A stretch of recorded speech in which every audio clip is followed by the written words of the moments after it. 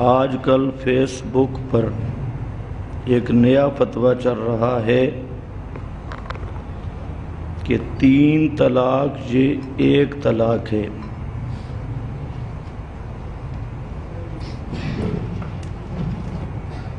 تو آپ اتنی واضح بات نہیں سمجھ سکتے 3 اور 1 کا فرق؟ اب جو آدمی کہتا ہے 3 طلاقیں 1 طلاق ہے تو اس کو 3 جوتے لگاؤ اور اس کو پوچھو بھی 3 لگے یا 1 لگا۔ یہ عجیب سی بات ہے کہ 3 ہوتے ہیں یا 3 1 ہوتا ہے۔ یہ جو ہمارے غیر مقلد دوست ہیں ان کو گنتی نہیں آتی، انہیں اب تک یہ پتہ نہیں ہے کہ 3 ہیں یا 3 1 ہے۔ اگر کسی غیر مقلد کو کوئی 3 جوتے لگائے وہ 3 ہوں گے یا 1 ہوگا؟ 3 ڈنڈے لگائے وہ 3 ہوں گے یا 1 ہوں گے؟ اگر کسی غیر مقلد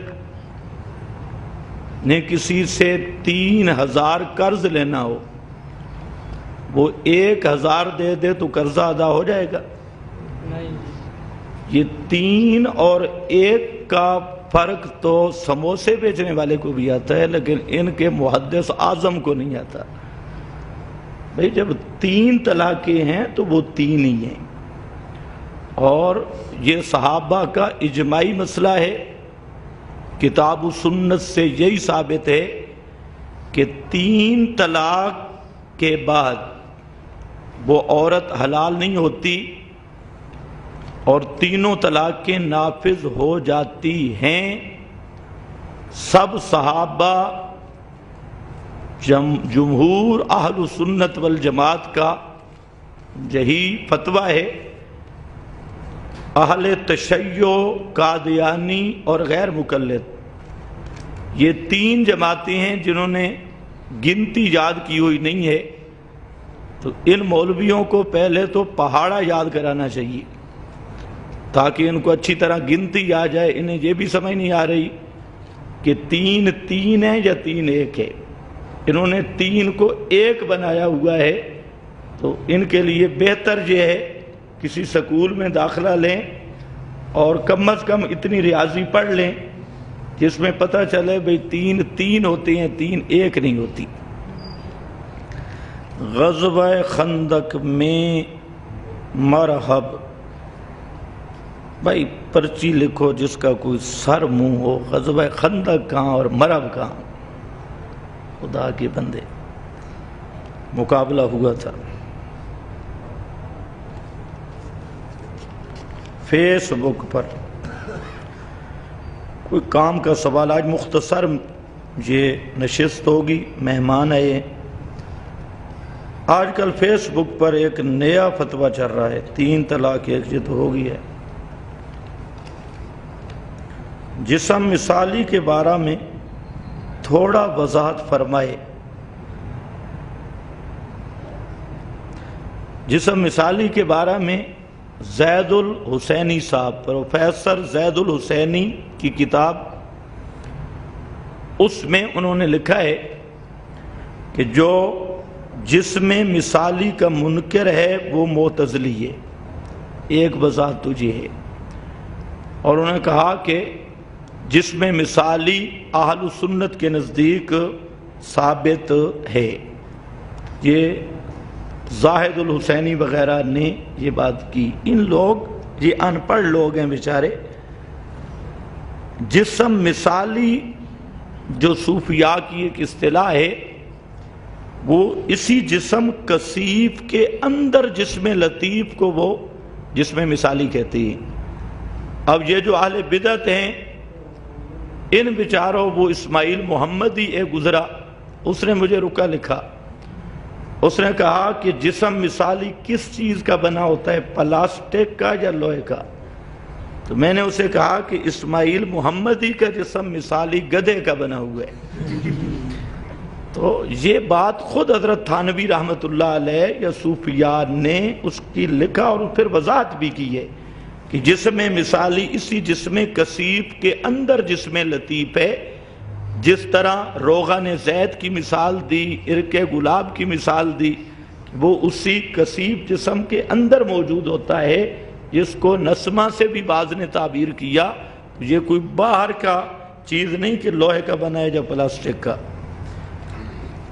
مہمان کہہ رہے ہیں کہ اجازت دیں، مہمان تھوڑے سے ٹھہرے.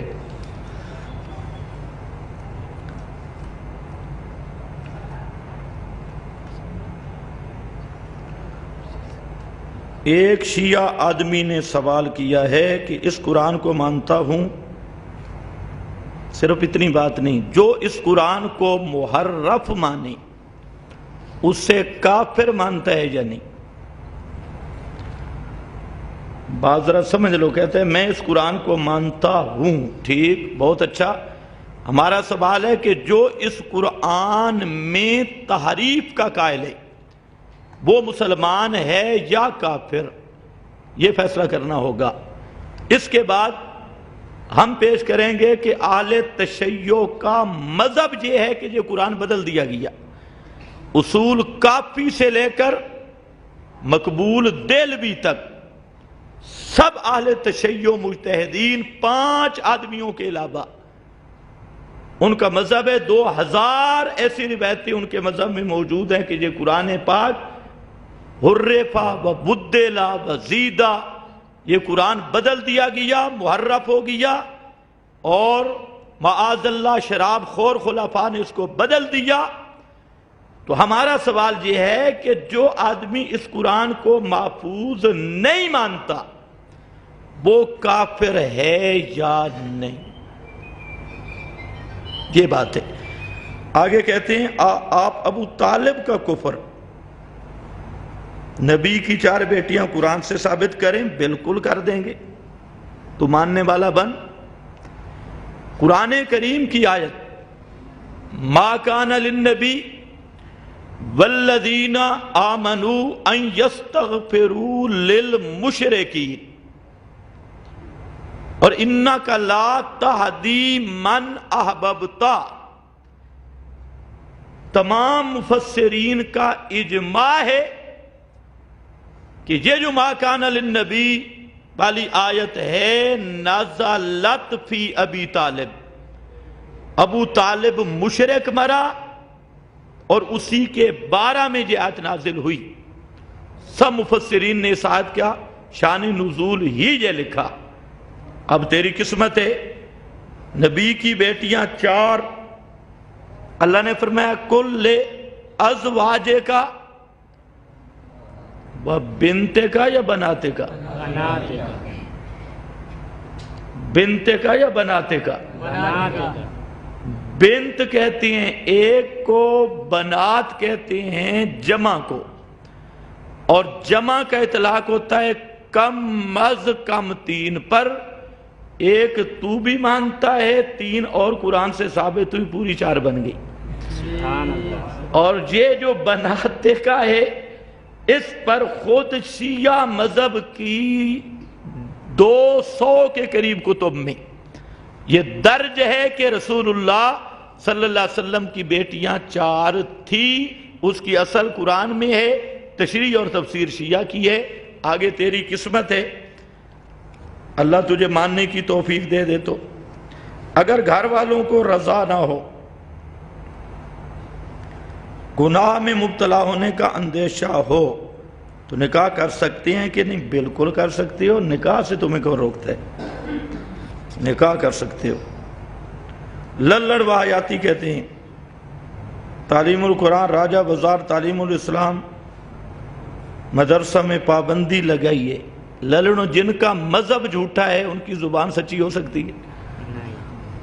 تعلیم القرآن میں، تعلیم القرآن ہمارا مرکز ہے، تعلیم الاسلام ہمارا مرکز ہے. اللہ کے فضل سے ہم جاتے ہیں، وہ مدرسین جہاں آتی ہیں. اب ایک آدمی دن دیہاڑے جھوٹ بولے کہ اب رات کے 12 بجے ہیں، تو اس کا تو کوئی علاج نہیں. اور یہی بات آپ ذرا پوچھ لیں جو ذمہ دار ہیں تعلیم القرآن تعلیم الاسلام، تو پتہ چلے گا جن کا مذہب ہی کذب پہ مبنی ہے رات دن جھوٹ بولنا جن کی عادت ہے وہ اشخاص کے بارے میں سچ کیسے بول سکتی ہے؟ ہمارے علماء جہاد کا اعلان کب کریں گے؟ علامہ صاحب علماء کہتے ہیں نبی سے کالی اور سفید پگڑی ثابت ہے۔ بھائی کوئی مسئلہ پوچھو خدا کے بندے، تو پگڑی باندھ صحیح، کوئی تو باندھ دے۔ شرک پھیلی کا مرتکب جہنم میں ابدی رہے گا، بالکل اسی پہ مر گیا تو پکا جہنم میں رہے گا۔ سورۃ الکہف جمعہ کے دن پڑھنا مستحب ہے، بہتر ہے، پڑھنی چاہیے۔ ایک غیر مقلد مولوی نے کہا جو آپ تشہد میں اشہد اللہ پر انگل اٹھاتے ہیں اللہ پر چھوڑ دیتے ہیں، یہ بدعت ہے۔ غیر مقلد مولوی کا وجود ہی بدعت ہے۔ اب تک غیر مقلد کو بدعت کی تعریف نہیں ہے، اس کو کہو بدعت کس کو کہتی ہے، اس کو متعین کر، اور بدعت کو معنی متعین کر کے اپنے وجود کو بدعت سے خارج کر کے دکھا۔ اور اس انگلی اٹھانے کی کوئی اگر تیرے پاس ایک کیفیت ہے تو بیان کر، ابو داؤد پڑھ لے، اور اشارہ انگلی کے ساتھ جو ہے اس کی مختلف کیفیات ہیں حدیث میں، کسی پر بھی عمل کر لے تو بدعت نہیں بنتا۔ کیا موجودہ مشرک اہل کتاب ہیں؟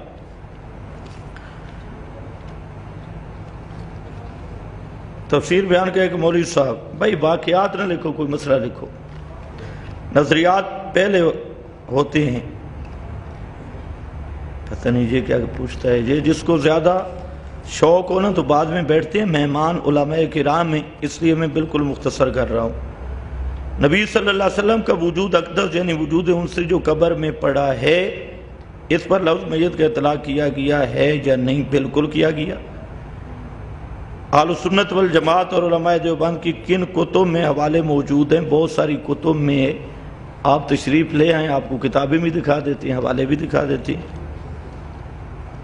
شیعہ کہتے ہیں کہ حضرت یعقوب نے ماتم کیا تھا کہ انما اشکو بسی و حزنی، اس کا نام ماتم ہے۔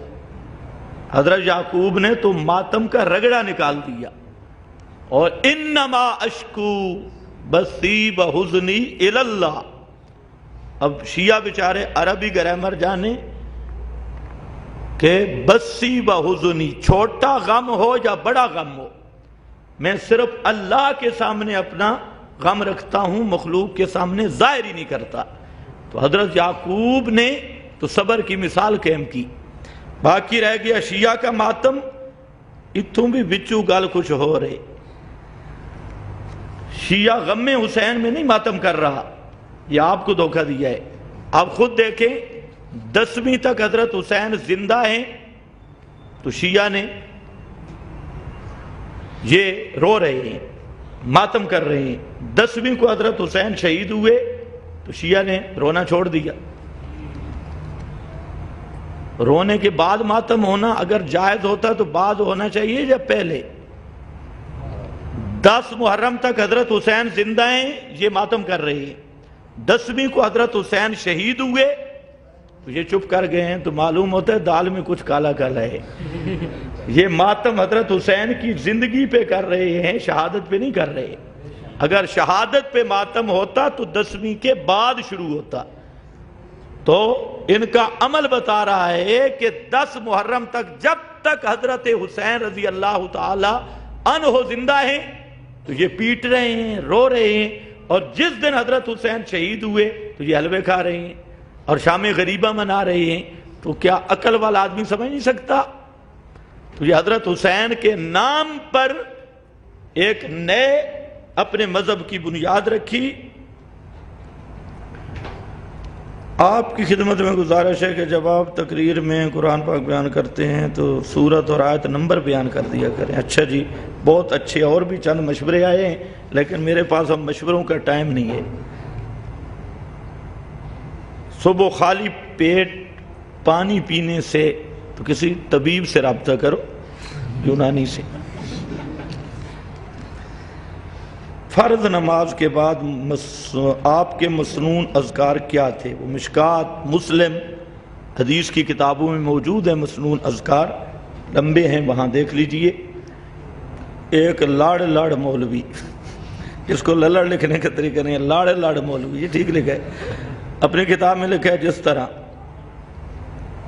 بس دیکھیں لمبے رکے نہیں، رکا مختصر لکھو، آج میرے پاس وقت نہیں، جو رکے رہ گئے آئندہ جمعہ پہ لے آؤ۔ وآخر دعوانا الحمدللہ۔